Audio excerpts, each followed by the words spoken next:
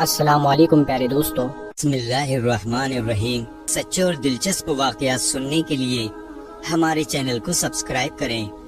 جہنم کے اوپر بنا ہوا مشہور پل، بلا شبہ ہم سب اس پل کو پار کریں گے جو بال برابر باریک اور تلوار کی دھار جتنا تیز ہے۔ کوئی بھی پل صراط کو اس وقت تک پار نہ کر سکے گا جب تک وہ سوالات کے 7 مرحلوں سے نہ گزر جائے۔ 7 سوالات 7 مختلف پڑاؤ پر۔ یہ 7 سوالات کیا ہیں؟ کیا آپ ان کا جواب دینے کے لیے تیار ہوں گے؟ حضرت محمد صلی اللہ علیہ وآلہ وسلم نے ایک حدیث میں پل صراط کو یوں بیان فرمایا: پل صراط کو پار کرنے کا انحصار ہر ایک کے اعمال پر ہے۔ کچھ لوگوں کے لیے یہ بہت آسان ہوگا اور کچھ کے لیے بہت مشکل۔ یہ جہنم کا ایک پل ہے جو کہ بال سے زیادہ باریک اور تلوار کی دھار سے بھی زیادہ تیز ہے۔ اس میں کانٹے اور بیڑیاں ہیں جو ان کو گرفت میں لیں گے جسے اللہ چاہے گا۔ کچھ لوگ اس پر سے پلک جھپکتے گزر جائیں گے جیسے روشنی کی رفتار ہوا کی طرح، یا اعلیٰ نسل کے گھوڑوں اور سواریوں پر۔ فرشتے پکاریں گے: اے پروردگار سلامتی فرما، اے پروردگار سلامتی فرما۔ وہ لگاتار پکاریں گے۔ وہاں ایسے لوگ ہوں گے جن کو خراش بھی نہ آئے گی، اور ایسے بھی ہوں گے جنہیں ہتھوڑوں سے مارا جائے گا، اور ایسے بھی ہوں گے جن کے چہرے آگ میں جھونک دیے جائیں گے۔ جی ہاں، جیسا کہ حدیث سے ثابت ہے کہ لوگ خدا کی بارگاہ میں اپنے درجات کی بنیاد پر اس پل کو پار کریں گے۔ کچھ لوگ اسے روشنی کی رفتار سے پار کریں گے، جبکہ دوسرے رینگ کر اس سفر کا اختتام کریں گے۔ حضرت اسرافیل علیہ السلام 2 مرتبہ سور پھونکیں گے، اور پہلی دفعہ سور پھونکنے پر سوائے ان کے جسے اللہ سبحانہ و تعالی چاہے، زمینوں آسمانوں کی ہر چیز اس کی ہیبت سے لرز اٹھے گی اور اس کے ساتھ ہی قیامت برپا ہو جائے گی۔ دوسری دفعہ سور پھونکنے پر سب دوبارہ زندہ ہوں گے اور اپنے رب کی طرف دوڑیں گے تاکہ میدان حشر میں جمع ہو جائیں۔ روز محشر کا مقام جو لوگ اس خوفناک قیامت میں دوبارہ اٹھائے جائیں گے، ان کو ان کے اعمال کا حساب دیا جائے گا جو انہوں نے دنیا میں کیے تھے، جیسا کہ قرآن مجید کی آیات میں بتایا گیا ہے۔ دائیں ہاتھ میں اعمال نامہ پانے والوں کے لیے جنت کی بشارت ہے، اور اگر اعمال نامہ بائیں ہاتھ میں یا پیچھے سے دیا جائے گا تو یہ جہنم کے عذاب کی وعید ہے۔ زمین پر ہمارے ساتھ کرامن کاتبین کے نام سے 2 فرشتے ہر وقت ہر جگہ ہمارے اعمال لکھتے ہیں، لہٰذا ہمارے کیے گئے تمام اچھے اور برے اعمال ہمارے سامنے ہوں گے۔ اعمال نامے کے حوالے سے سورہ کہف کی آیت نمبر 49 میں بتایا گیا ہے: اور ان کے سامنے اعمال نامہ رکھ دیا جائے گا، پھر تم مجرموں کو دیکھے گا، اس چیز سے ڈرنے والے ہوں گے جو اس میں ہے، اور کہیں گے افسوس ہم پر، یہ کیسا اعمال نامہ ہے کہ اس نے کوئی چھوٹی یا بڑی بات نہیں چھوڑی مگر سب کو محفوظ کیا ہوا ہے، اور جو کچھ انہوں نے کیا تھا سب کو موجود پائیں گے، اور تیرا رب کسی پر ظلم نہیں کرے گا۔ روز محشر اعمال نامہ ہمارے سامنے رکھا جائے گا۔ ایک دفعہ اعمال نامہ مل گیا تو ہم اپنی منزل کے قریب پہنچ جائیں گے، لیکن آخری منزل سے پہلے ایک اور پڑاؤ بھی ہے، ایک ایسا پڑاؤ جو بال سے باریک اور تلوار کی دھار سے تیز ہے، ایک ایسا پڑاؤ جسے بغیر کسی استثناء کے سب کو پار کرنا ہے۔ یہ پڑاؤ پل صراط ہے۔ تم میں سے کوئی بھی ایسا نہیں جس کا اس پر سے گزرنا ہو، یہ تیرے رب پر لازم مقرر کیا ہوا ہے۔ حدیث کے مطابق صراط جہنم کے اوپر ایک سیدھا راستہ ہے، ہر کوئی اس پر سے گزرے گا۔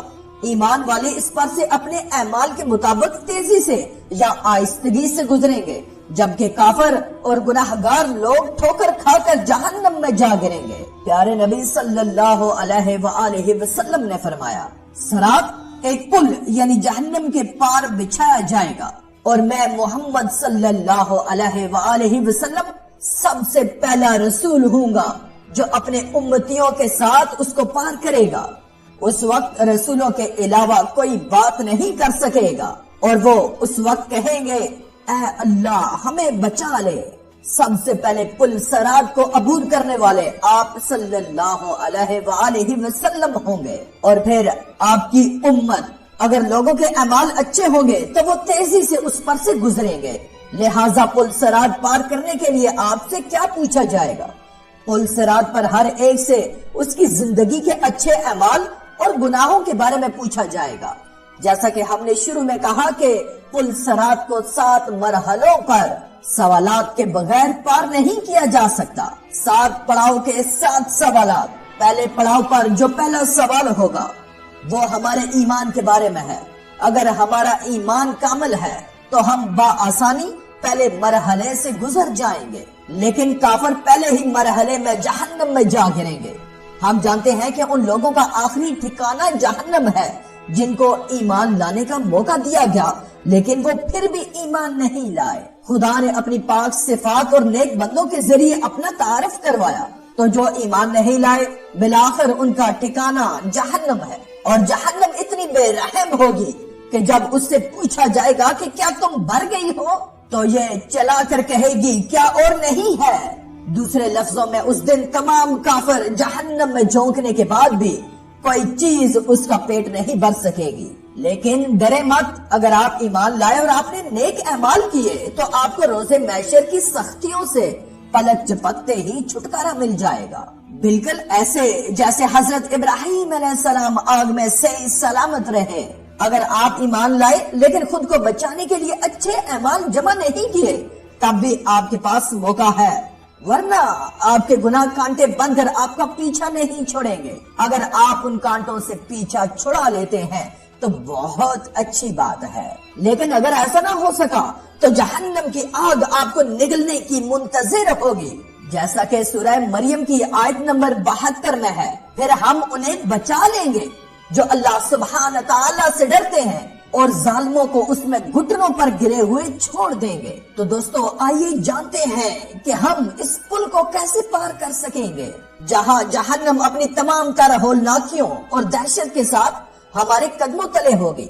ہم کوشش کریں گے کہ اس پر نظر نہ پڑے اور ہماری توجہ اپنے راستے پر مرکوز ہوگی۔ ہم اپنے ارد گرد لوگوں کو دیکھیں گے، ایک طرف وہ لوگ ہوں گے جو اپنے گناہوں پر پچھتائیں گے، جبکہ دوسری طرف وہ لوگ ہوں گے جو جہنم میں جا گریں گے۔ وہاں ایسے لوگ بھی ہوں گے جو اس دنیا میں رہتے ہوئے آخرت کی فکر کرتے تھے، اور وہی ہوں گے جو اس پل کو تیزی سے بغیر کسی تکلیف کے پار کر لیں گے۔ پہلے سوال کے جواب میں کامیابی کے بعد ہم وہاں پہنچیں گے جہاں دوسرا سوال پوچھا جائے گا۔ ہم سے یہاں نماز کے بارے میں پوچھا جائے گا، جو کہ ایمان کے بعد دین اسلام کا سب سے اہم ستون اور اس کے بنیادی ارکان میں سے ایک ہے۔ آپ کی نمازیں جتنی مکمل اور خالص ہوں گی آپ کا حساب اتنا ہی آسان ہوگا، لیکن اگر آپ کی نماز صحیح نہیں ہے تو شاید آپ کے عقیدے کی عمارت گر جائے گی۔ ہمارے پیارے نبی صلی اللہ علیہ وآلہ وسلم نے فرمایا، نماز دین کا ستون ہے، جس نے اس کو ترک کیا پس اس نے پورے دین کو منہدم کیا۔ اگر ہم جہنم کی آگ سے بچنا چاہتے ہیں تو ہمیں یقینی طور پر اپنی نمازیں ایک عمارت کے مضبوط ستون کی طرح قائم کرنی ہوگی۔ اگر ہم زمین پر سوئی کے ناکے سے بھی جہنم کی آگ دیکھ لیں تو سجدے سے سر نہیں اٹھائیں گے۔ ٹھیک ہے، ہمارا ایمان مضبوط ہے اور ہماری نمازیں بھی درست ہے۔ اب ہم تیسرے مرحلے میں داخل ہوں گے۔ اگر ہم نے دنیا میں خدا کے مال کو اس کی ہدایت کے مطابق خرچ نہیں کیا تو اگلا سوال ہمارے لیے پریشان کن ہوگا، کیونکہ ہم سے پوچھا جائے گا کہ ہم نے اپنا مال کہاں خرچ کیا اور کس کے ساتھ بانٹا۔ کیا ہم نے زکوٰۃ ادا کی؟ ہم سے سوال ہوگا، اس بارے میں غور کیجئے۔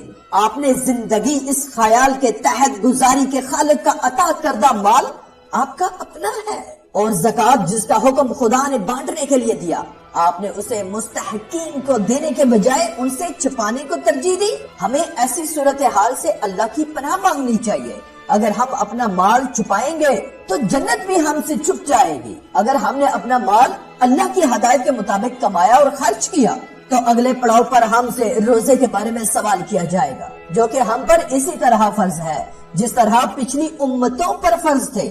اگر ہم اس پوچھ گچھ کے دوران کاش جیسا لفظ استعمال نہیں کرنا چاہتے تو ہم پر لازم ہے کہ ماضی میں ہیلوں بہانوں سے جو روزے چھوڑے ہیں ان کی قضا ادا کریں۔ اس کے بعد ہم 5ویں پڑاؤ پر ہوں گے۔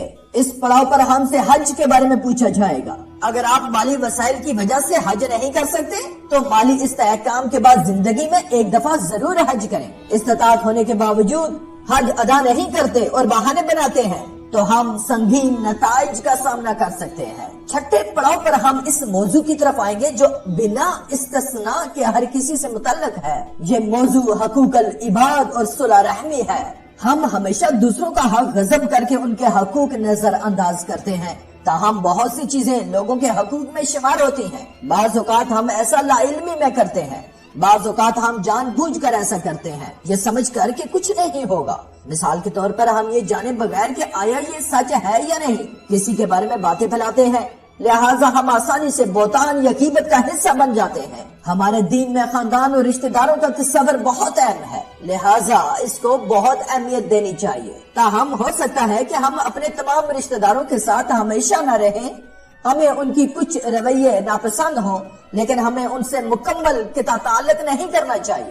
آئیے صحابہ اکرام رضوان اللہ علیہ اجمعین کی حیات پر نظر ڈالتے ہیں۔ چند صحابیوں کے والدین مسلمان نہ تھے، لیکن انہوں نے پھر بھی اپنے والدین کو خوش کرنے کی کوشش کی، سوائے ان معاملات کے جن سے خدا نے منع کیا تھا۔ جب ہم ان تمام مراحل سے گزر جائیں گے تو ہم سے طہارت یعنی غسل کا سوال ہوگا۔ اگر ہم پچھلے سوالوں میں کامیاب رہے تو خدا کے فضل سے ہم ان لوگوں میں شامل ہوں گے جو صفائی کو ترجیح دیتے ہیں۔ اگر ہم طہارت کا خیال نہ رکھتے تو پچھلے سوالات میں کامیابی بھی ممکن نہ ہوتی۔ ان تمام سوالات کے بعد جہنم اپنے حقداروں کو لے لے گی اور جنت خدا سے اپنے رہائشیوں کا سوال کرے گی۔ رسول اللہ نے ایک حدیث میں فرمایا، بہت سے لوگوں کو پل صراط کا پتہ بھی نہ چلے گا اور وہ فرشتوں سے اس بارے میں پوچھیں گے کہ وہ جہنم اور پل صراط کہاں ہے، کیا ہم نے اسے عبور کر لیا؟ فرشتے جواب دیں گے کہ تم جہنم کے اوپر اس پل کو پار کر چکے ہو، لیکن تمہارے اعمال کے نور کی وجہ سے جہنم کی آگ بجھ گئی اور ڈھانپ دی گئی۔ کہا جاتا ہے جہنم کی آگ مومنین سے کہے گی، اے مومنو میرے اوپر سے تیزی سے گزرو، کیونکہ تمہارے اعمال کا نور میری آگ کو بجھاتا ہے۔ اللہ کی مرضی ہوگی تو ہمیں جنت بطور انعام مل جائے گی، جو کہ اس سفر کے اختتام پر ایک خوبصورت جگہ ہے، ایسی خوبصورت کہ کسی آنکھ نے نہ دیکھی کبھی، کسی کان نے نہ کبھی سنی، کوئی انسان خواب میں بھی جنت کی خوبصورتی کا تصور نہیں کر سکتا۔ نیک اعمال کے ساتھ زندگی گزارنا اتنا بھی مشکل نہیں ہے۔ ہمیں زمانہ آخری کے خوشگوار ہتھ کنڈوں سے بچنے کے لیے کچھ خاص اقدامات کرنے کی ضرورت ہے۔ یاد رکھیں کہ ہم نے جتنی باتیں کہیں سب درست ہیں اور لازماً وقوع پذیر ہوں گی، تو کیا دنیا میں عارضی زندگی کے لیے آخرت تباہ کرنا ضروری ہے؟ ٹھیک ہے، آپ کو کس کی زیادہ فکر ہے، دنیا کے عارضی پل کی یا اس پل کی جو ابدیت کی طرف لے کر جاتا ہے؟ چاہے آپ جنت میں جائیں پھر یا جہنم میں، ہمیں تو پھر ساری زندگی اسی میں ہی رہنا پڑے گا، جو کہ ایک نہ ختم ہونے والی زندگی ہے۔ تو اپنی اس مصروف زندگی میں گزرنے والے لمحات میں سے چند لمحات نکال کر سوچئے گا ضرور۔ تو یہ تھا آج کا واقعہ۔ دوستو اگر واقعہ پسند آیا ہو تو اس ویڈیو کو لائک کریں، کمنٹ کریں اور شیئر کریں، اور اسی طرح کے سچے اور دلچسپ واقعات سننے کے لیے ہمارے چینل کو سبسکرائب کریں۔ السلام علیکم ورحمۃ اللہ وبرکاتہ۔